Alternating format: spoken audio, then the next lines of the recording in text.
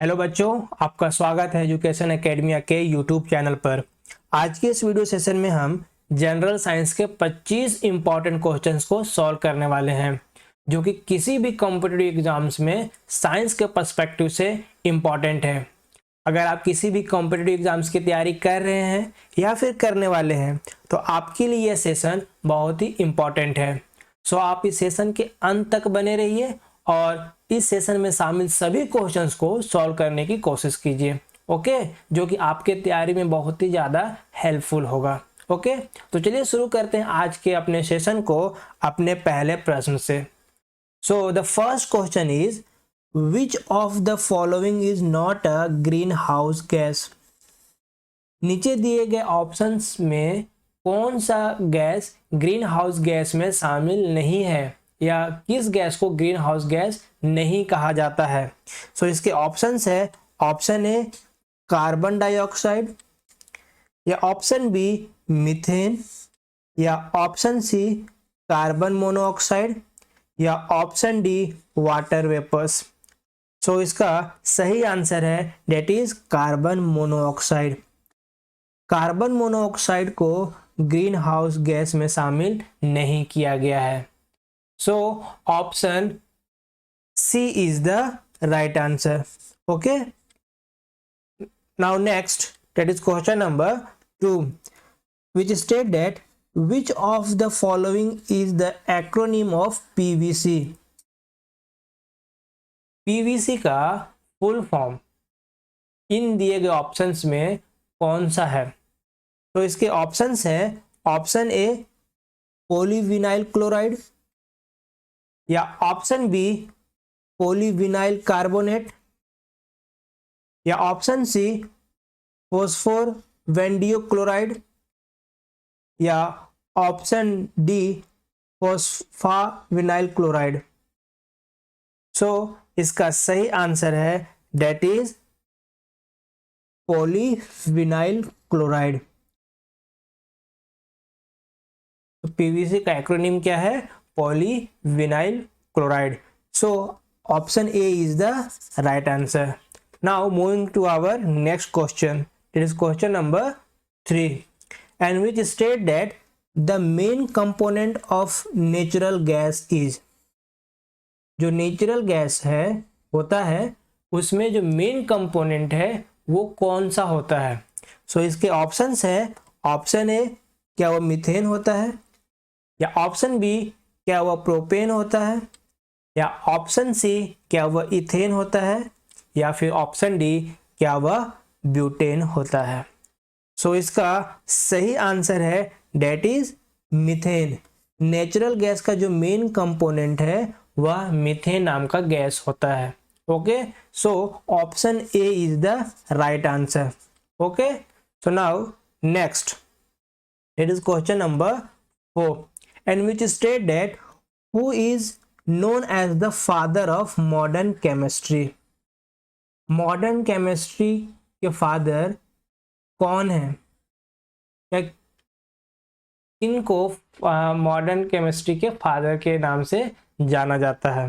तो इसके ऑप्शन है, ऑप्शन ए कॉल्वे, या ऑप्शन बी ओलर, या ऑप्शन सी लेविएटे, या ऑप्शन डी पाश्चर। सो इसका सही आंसर है that is लेविएटे।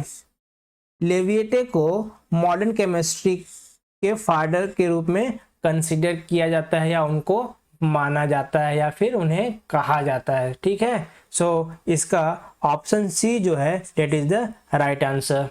Okay, so now next question, that is question number 5, and which state that the inventor of the atomic theory is. Atomic theory के inventor कौन है।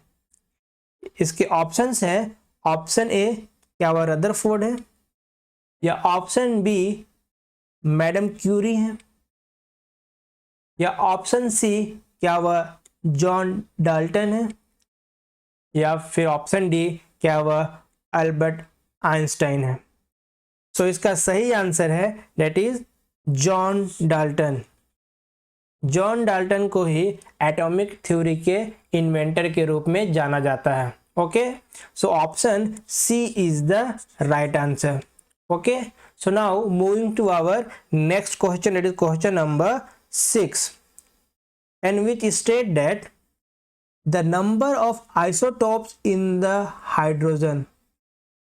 Hydrogen के कितने isotopes होते हैं। सो इसके ऑप्शंस है, ऑप्शन ए 2 आइसोटोप होते हैं, या ऑप्शन बी 3 आइसोटोप्स होते हैं, या ऑप्शन सी 4 आइसोटोप होते हैं, या फिर ऑप्शन डी 5 आइसोटोप्स होते हैं। सो इसका सही आंसर है डेट इज 3। हाइड्रोजन के 3 आइसोटोप्स मौजूद हैं। Okay, so option B is the right answer. Okay, so now next question, that is question number 7, and which state that the rusting of the iron is the example of. जो iron में जो rust लगता है वह किसका example है। इसके options हैं, ऑप्शन ए ऑक्सीडेशन का एग्जाम्पल है, या ऑप्शन बी रिडक्शन का एग्जाम्पल है, या ऑप्शन सी पॉलीमराइजेशन का एग्जाम्पल है, या फिर ऑप्शन डी गैल्वेनाइजेशन का एग्जाम्पल है। सो इसका सही आंसर है डेट इज ऑक्सीडेशन। जो रस्टिंग है आयरन में का होता है, जो आयरन में जो रस्ट लगता है वह ऑक्सीडेशन का एग्जाम्पल है। It is due to the oxygen के रिएक्शन की वजह से आयरन में रस्टिंग होता है। Okay, so option A is the right answer. Okay, so now next, and that is question number 8, and which state that in which of the following silver is not to be present. दिए गए options में silver जो element है वो किस में मौजूद नहीं होता है। इसके ऑप्शंस हैं, ऑप्शन ए हॉर्न सिल्वर, या ऑप्शन बी जर्मन सिल्वर, या ऑप्शन डी रूबी सिल्वर, या option D lunar caustic. So इसका सही आंसर है that is German silver. German silver में सिल्वर मौजूद नहीं होता। Okay, so option B is the right answer. Okay, so now next, it is question number 9, and which state that the milk is the example of. जो milk है वो किसका example है। इसके ऑप्शंस हैं, ऑप्शन ए वह सॉल्यूशन का example है, या ऑप्शन बी क्या वह कोलाइडल का एग्जाम्पल है, कोलाइडल सॉल्यूशन का एग्जाम्पल है, या ऑप्शन सी क्या वह इमल्शन का एग्जाम्पल है, या ऑप्शन डी क्या वह एयर सॉल्यूशन का एग्जाम्पल है। So the right answer is, जो मिल्क है वह इमल्शन का एग्जाम्पल है। Okay, so option C is the right answer. Okay, so now moving to our next question, that is question number 10, and which state that which of the following elements is responsible for acid rain। जो acid rain की phenomena होती है उसके लिए कौन सा element main responsible है। इसके ऑप्शंस हैं, ऑप्शन ए नाइट्रोजन रिस्पॉन्सिबल है, या ऑप्शन बी कार्बन रिस्पॉन्सिबल है, या ऑप्शन सी सल्फर रिस्पॉन्सिबल है, या ऑप्शन डी ऑक्सीजन रिस्पॉन्सिबल है। So the right answer is sulphur. Sulphur जो एलिमेंट है वही मेन रिस्पॉन्सिबल है for the acid rain. So option C is the right answer. Okay, so now moving to our next question, that is question number 11, and which state that proteins are made up of. Protein किस से मिलकर बने हुए होते हैं।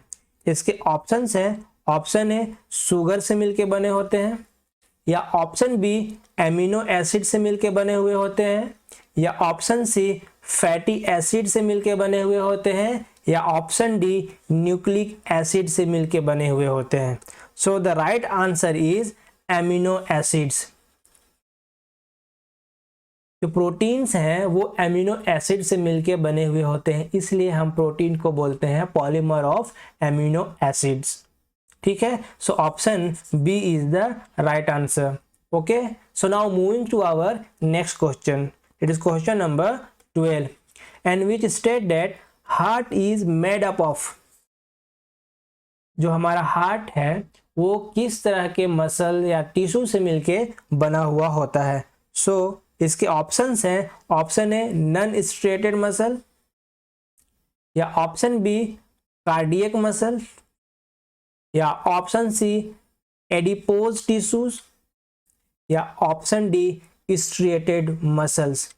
So the right answer is, जो हमारा heart है वो कार्डियक मसल से मिलके बना हुआ होता है।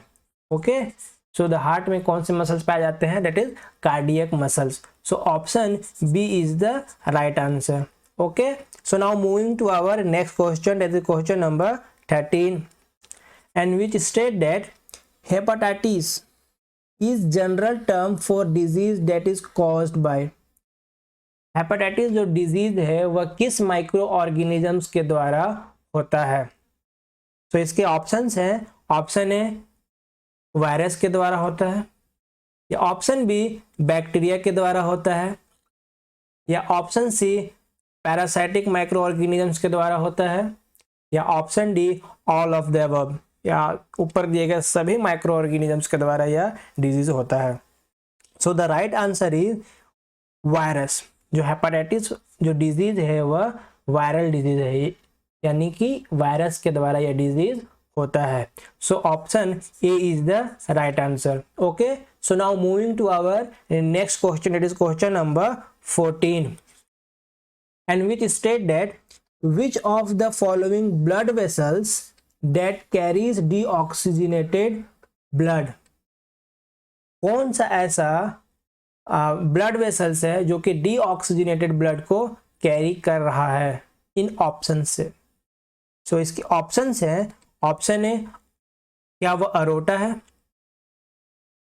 जो कि डीऑक्सीजनेटेड ब्लड को कैरी कर रहा है, क्या वह पल्मोनरी आर्टरी है जो कि डीऑक्सीजनेटेड ब्लड को कैरी कर रहा है, क्या वह हेपेटिक आर्टरी है, क्या वह पल्मोनरी वेन्स या पल्मोनरी वेन है जो कि डीऑक्सीजनेटेड ब्लड को कैरी कर रहा है। So the right answer is pulmonary artery. जो पल्मोनरी आर्टरी है उसमें डीऑक्सीजनेटेड ब्लड फ्लो हो रहा होता है। Okay, so option B is the right answer. Okay, so now moving to our next question and which state that which of the following are known as the suicide bags of cell. Cell में मौजूद किस cell organelle को suicidal bag कहा जाता है। तो इसके options हैं, ऑप्शन ए राइबोसोम्स को कहा जाता है, या ऑप्शन बी गोल्गी बॉडीज को कहा जाता है, या ऑप्शन सी लाइसोसोम्स को कहा जाता है, या ऑप्शन डी न्यूक्लियाई को सुसाइडल बैग कहा जाता है। So the right answer is lysosomes. Cell में मौजूद लाइसोसोम सेल ऑर्गेनेली को ही सुसाइडल बैग कहा जाता है। Okay, so option C is the right answer. Okay, so now moving to our next question, that is question number 16 in which state that what is the average rate of the heartbeats per minute in an adult। एक adult में जो heart beat का जो rate है वह 1 minute में कितनी बार है, कितनी बार 1 मिनट में हार्ट बीट हो रहा होता है।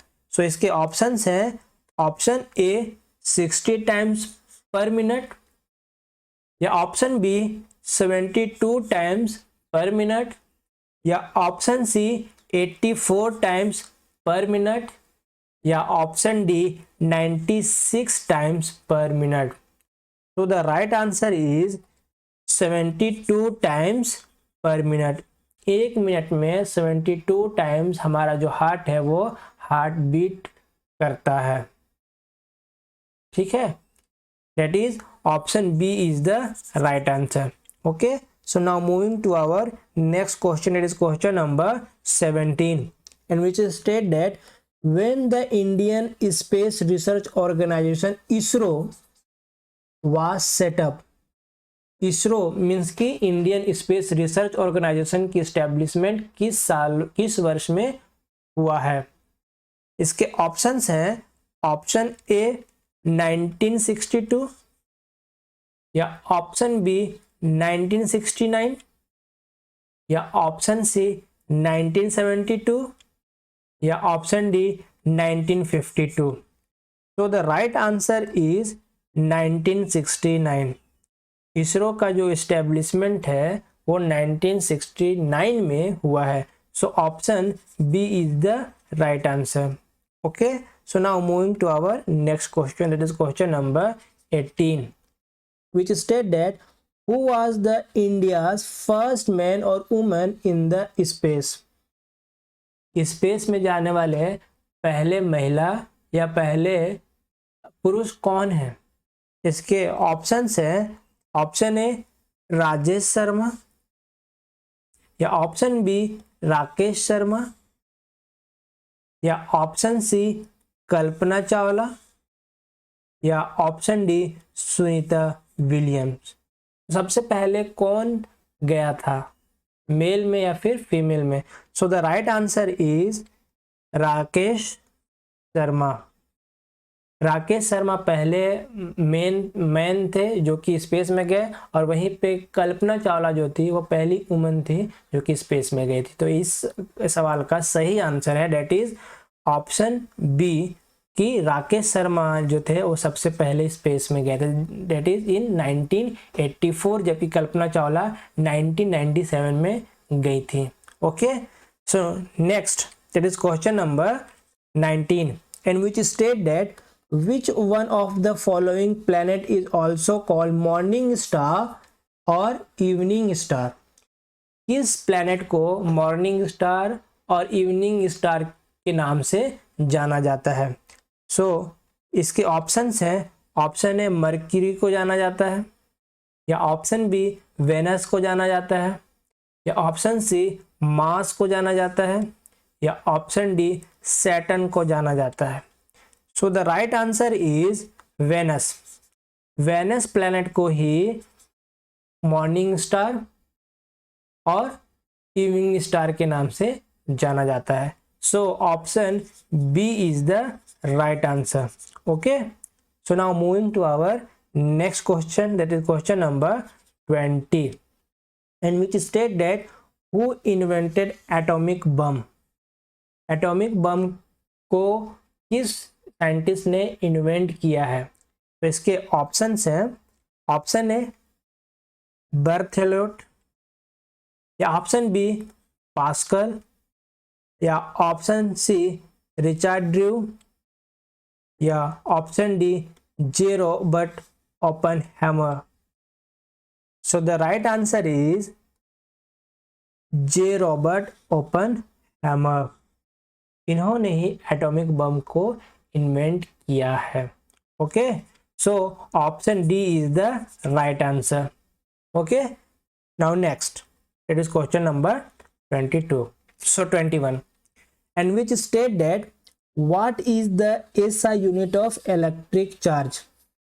इलेक्ट्रिक चार्ज का एसआई यूनिट क्या है? तो इसके ऑप्शंस हैं ऑप्शन ए वोल्ट या ऑप्शन बी कूलम या ऑप्शन सी एम्पियर या option D ohm. So the right answer is coulomb. Coulomb is the SI unit of electric charge. Okay, so option B is the right answer. Okay, so now moving to our next question, it is question number 22, and which state that which of the following is a current detecting instrument? नीचे दिए गए options में कौन सा ऐसा जो device है जो कि करंट को डिटेक्ट करता है?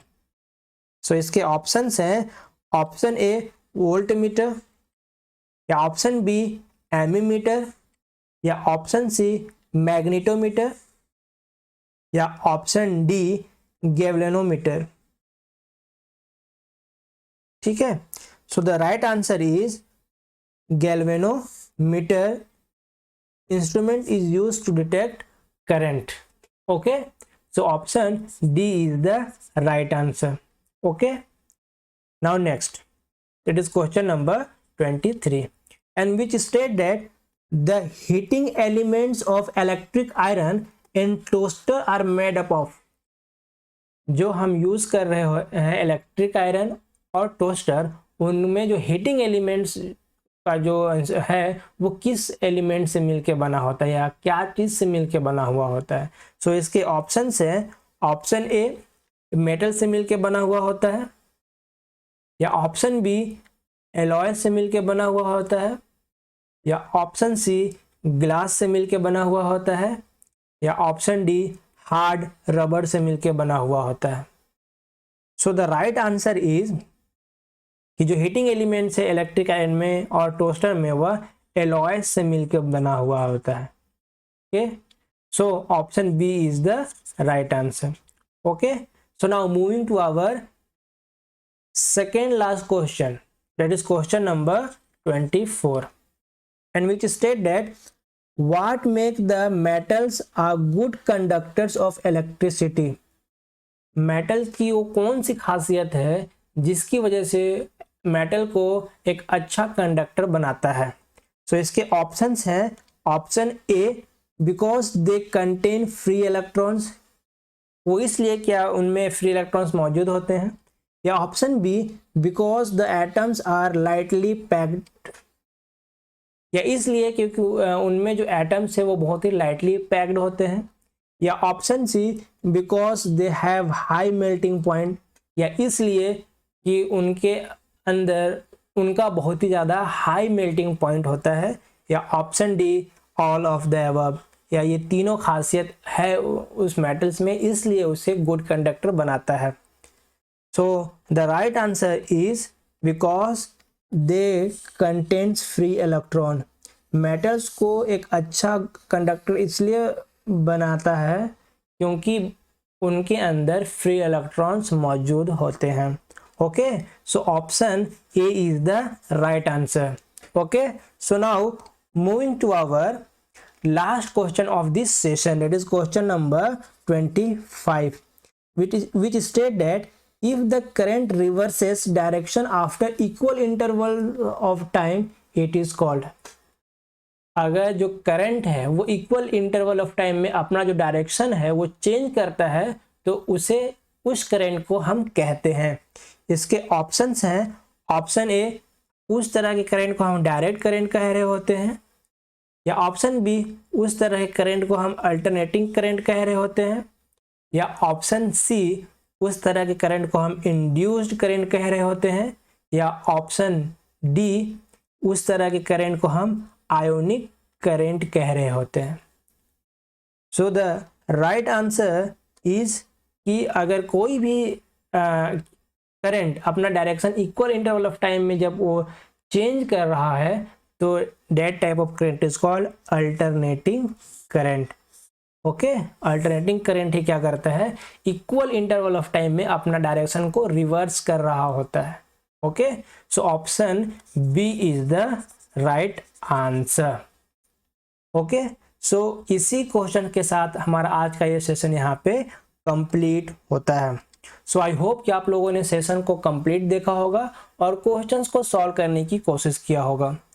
हर बारी की तरह मुझे पूर्ण विश्वास है कि आप में से बहुत से लोगों ने 20+ सवालों के सही जवाब दिए होंगे और कुछ ने हर बारी की तरह ही 25 प्रश्नों के सही जवाब दिए होंगे, और जो कि बहुत ही अच्छी बात है और ये आप में दिखाता है कि आपको साइंस में बहुत ही ज़्यादा रुचि है और साथ में ही आपके साइंस का नॉलेज बहुत ही अच्छा है। सो आप इसे बनाए रखें। ओके, अगर आपको ये वीडियो सेशन पसंद आया होगा, अच्छा लगा होगा, यूज़फुल रहा होगा आपकी नॉलेज के लिए, तो आप हमारे वीडियो सेशंस को लाइक और शेयर ज़रूर कीजिएगा। और आगे भी मैं इसी तरीके का इंटरेस्टिंग सेशन आपके लिए लाता रहूँगा जो आपके तैयारी के लिए बहुत ही ज़्यादा यूज़फुल होगा। तो इसलिए हमारे चैनल को आप सब्सक्राइब भी ज़रूर कीजिएगा ताकि जब भी मैं आपके लिए सेशन लाऊँ तो आपको वो मिल जाए। ओके, सो मिलते हैं फिर अगले सेशन में एक नए एनर्जी के साथ। तब तक आप अपना ध्यान रखिए, अपना ख्याल रखिए। Okay, so thank you very much for watching this session.